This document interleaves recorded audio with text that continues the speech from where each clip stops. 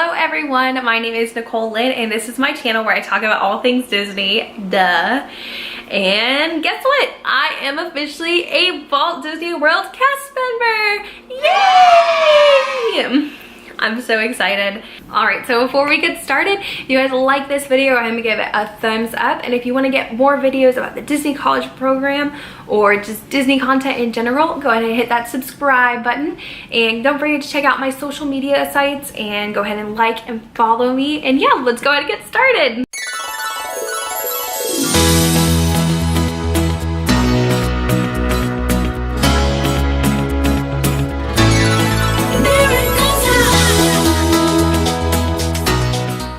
So if you guys can't tell, I had my traditions training yesterday and I officially became a Walt Disney World cast member. This is the classic training.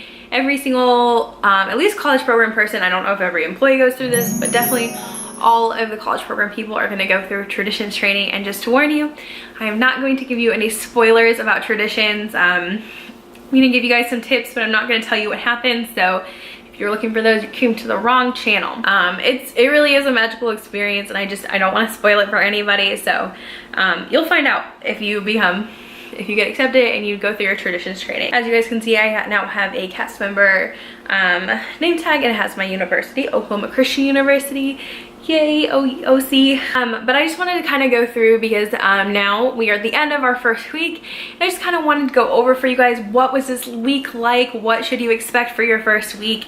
And some tips that I have, just kind of, it's fresh, so it's off the top of my head, to give you guys about your first week of the Disney College program. Again, this can all change. They change things every once in a while, so if something I'm saying just does not sound right, or if you're like, Nicole, what are you talking about? I promise this was true for me during my college program. It may not be true for yours, but if it is, then hopefully these tips are helpful. Anyway, so the week, of course, starts off with arrival day. In arrival day, you're going to get a check-in time. I would recommend trying to be about 10 minutes early for your check-in time. They may not actually let you into the housing complex because they wouldn't let us into Chatham until like 5 minutes before our check-in time, but it doesn't hurt to like actually show up and kind of either park or have your Uber drop you off early, and they will let you wait either at the gate or you can just wait to go in before that. And then you're gonna go to the check-in spot. Ours, they did a good job. Security explained where we needed to be. I'm pretty sure security needed to see, to get into the complex, they just needed to see our itinerary.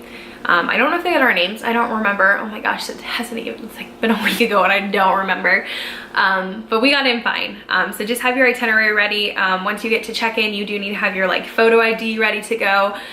You're gonna come, they're gonna give you your program guide, your room key, and then you're gonna go and you're gonna take your housing ID photo. So if you want, you do have to be DCP appropriate from your neck up. So you can't be wearing tank tops or sleeveless shirts. And then if you want to look nice, just make sure that you do your hair cute and your face cute, your makeup cute, so that you look good for your photo ID. If you care about that, if you don't worry about it.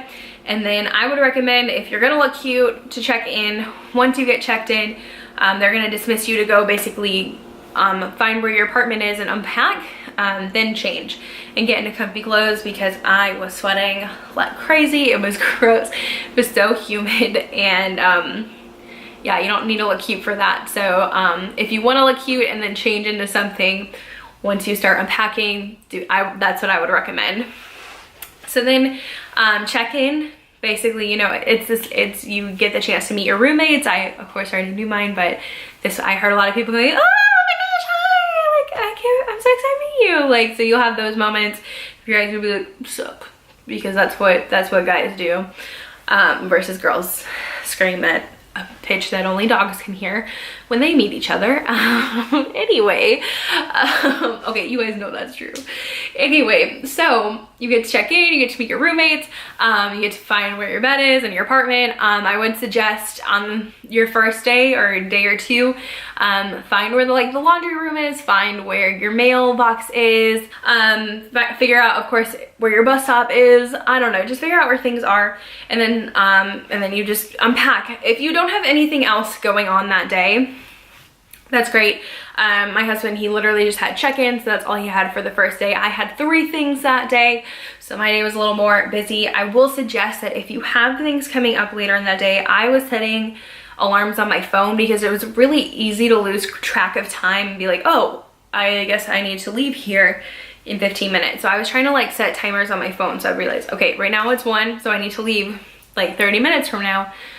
So I wouldn't like forget or miss a bus to go to my other things on my check-in day. One other tips that I would have for you guys about check-in day is that, I mean, if it's the only thing you have, maybe sleep isn't a big deal. If you have other things going on that day, get sleep the night before. Like, I know you could be nervous and excited, but just get some sleep, because again, like, you're probably going to be doing a lot that day, and moving your stuff in is tiring, so you don't want to be tired and then have to move. Also, eat food. Daniel and I like instantly got headaches because we didn't really eat lunch. Like, we were good and we ate breakfast, but we weren't drinking water throughout the day, and we weren't eating. I didn't grab lunch before I went to my second task, and that was a big mistake. Like, your body's just, unless you're used to like Florida heat and stuff like that, you're going to feel really sick really fast. So you want to make sure that you're hydrating and you're eating, and you're gonna be busy and there's gonna be a lot going on, and I don't know, you're gonna have to make like a Walmart run or something, but eat food. Go to Chick-fil-A, it's really close. Okay, so another thing you're gonna have your first week is casting. Casting is basically where you get on a bus to go over to the casting building. I think you can drive there if you need to. I would recommend just taking the bus. For most things the first week, I would just recommend taking the bus. That way you don't get lost, you're not late. And also, things are just kind of on a different time than what you expect. So if you're on the bus and you're there with everybody else that's supposed to be there at the same time as you, you're not gonna be late or like super early, because you'll be with the right group. So yeah, so casting is just, they're gonna make sure that you have the correct documentation that you need to make sure that you are legal to work in the United States of America, that they have all of that information. Your itinerary will tell you all the stuff that you need. I would recommend getting some type of folder, because you do need like your itinerary, photo IDs, possibly passports, and it's just easy to kind of keep everything together if you have a nice folder for that, and just bring a backpack or like a small bag to carry that around in. It was just a lot of waiting in this line, going to this person, they did this one thing, you went to the next line, you waited, this person did this next thing. It was just like going from A to B to Z until you were done. It seemed like for me, the process of getting on the bus, going to casting, and getting off the, getting back, that was probably like an hour and a half.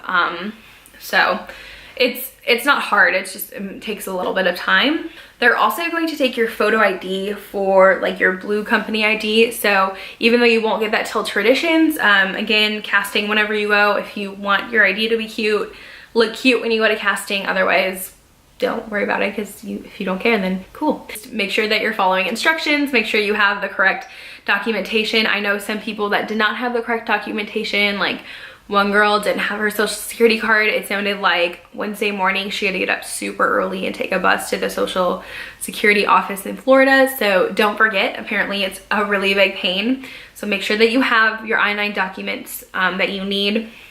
And again, Disney's gonna send you all kinds of information about that. I'm not going over that because you will figure it out. You're smart, I know it. But yeah, so there's not really any tips other than be on time, listen to directions, and have your I-9 documentations.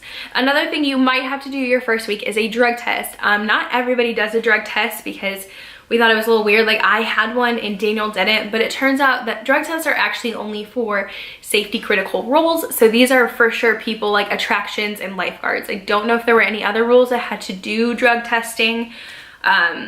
But yeah, so if you see that, that means you're a safety critical role.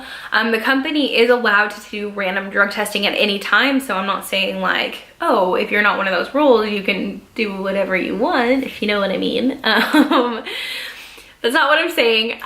But what I am saying is that technically these are the people who are going to have it their first week. But make good choices. Yes. Anyway, so there's really, again, nothing big about being prepared for this. This was at Vista Way. You just had to get yourself over there. I drove myself. There's a bus that goes there. Make sure you're on time, and obviously make sure you need to drink liquid, because you're gonna have to, you're gonna have to pee. It's a drug test. They did have water there if you did not properly prep for the test. But I would recommend making sure that you need to go to the bathroom before that, because it would be really awkward to show up and be like, I need to drink some water and wait a while. Like, you don't want to do that. So drink something before you go, and then you'll get out of there in a decent amount of time. Also, obviously, like, don't do drugs, so you'll pass your drug test. Anyway, I thought that was kind of obvious. Just want to throw that in there. Anyway, first you're going to have your housing. You're going to have like your housing meeting. Literally, you show up for a meeting. Ours was at 9 a.m. and they go over all of like the things that the Disney College program has to offer for you. And then they also go over like housing rules. It was, I think we got out like, it started at 9:30. We got out a little bit before 10:30. So a little bit of it was just waiting in a line. The meeting itself probably took an hour. And like, they do over a lot of boring stuff. Like, don't get me wrong, it's not fun or anything, but they do get you really excited at the end about your program. The people who are training you are really excited about it. They're trying to get you pumped. Don't get me wrong, like, I understand it's not the most interesting content, but it is important. So don't go into it with an attitude like, I don't care about this. Like, you do need to pay attention, because you don't want to get kicked out for dumb things like you're not following the housing rules, or like you didn't know something was against the rules and then you do it and then you later find out that it was against the rules and you're going to be kicked out of your program for that. Also, just keeping in mind that people always like get in the Disney bubble state of mind where you think you're safe because you're at Disney World, and it's not. We literally live near Disney Springs, and it's just a very high traffic area, and it's a tourist town. And unfortunately, that means in tourist towns there are some really bad people here. So yeah, and you want to be safe, like, so just, again, make good choices. And they're gonna kind of go over that, so pay attention during your housing meeting. It's not that, it doesn't require that much of your focus, but take it seriously. And again, at the end, they did get us really excited because they went over like housing events and like all the fun opportunities. They go over learning a little bit and like the networking opportunities that you have through the Disney College program. So I don't think it was that bad. Some people really complained about it, but it's like, you're fine. You can sit through an hour meeting for housing. So at this point, it had been a week. There were like 2 days that Daniel and I had nothing. So we spent those days, like one time we went to Disney Springs, one time we went to Animal Kingdom Lodge. So I would definitely recommend like spending this time, because you're gonna have so much downtime. And I know that that's gonna be annoying, because you know, like, oh my gosh, you're gonna pass things and you're gonna be like, oh my gosh, Hollywood Studios is right there and I can't get there. And I promise, like, your time is coming, you will get there, it's going to happen. But take this time to like move in, get settled, get your stuff situated. Like I said, figure out where things are in your housing complex, maybe get to know the area a little bit, figure out where is the grocery store, where is Chick-fil-A, where is McDonald's and stuff like that for emergency Taco Bell runs at night and stuff. I don't know. I know that's not that important, but. And then if you really do want to go and actually have fun doing other things. I know some people did go to Universal this week, because obviously that doesn't matter if you're a Disney employee or not, you're going to pay the same thing. So maybe go check out Universal if you want to. There are free things, of course, like Disney Springs. You can head over that way. Do some window shopping, check out some of the restaurants, and then you can also go resort hopping. And again, like, you don't have to be a guest at a resort to go over and check out the resorts. And I don't know, there's some really cool resorts here. Daniel and I had a lot of fun at Animal Kingdom Lodge, but you could also go to a lot more like Boardwalk.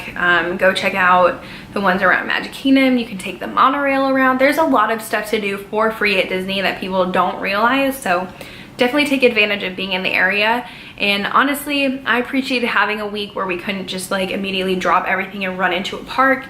It gave us a lot of time to get organized, do some grocery shopping, you know, actually unpack and do some things outside of the parks. So don't think because you can't go to a park, you're gonna be bored for a week. You have plenty to do.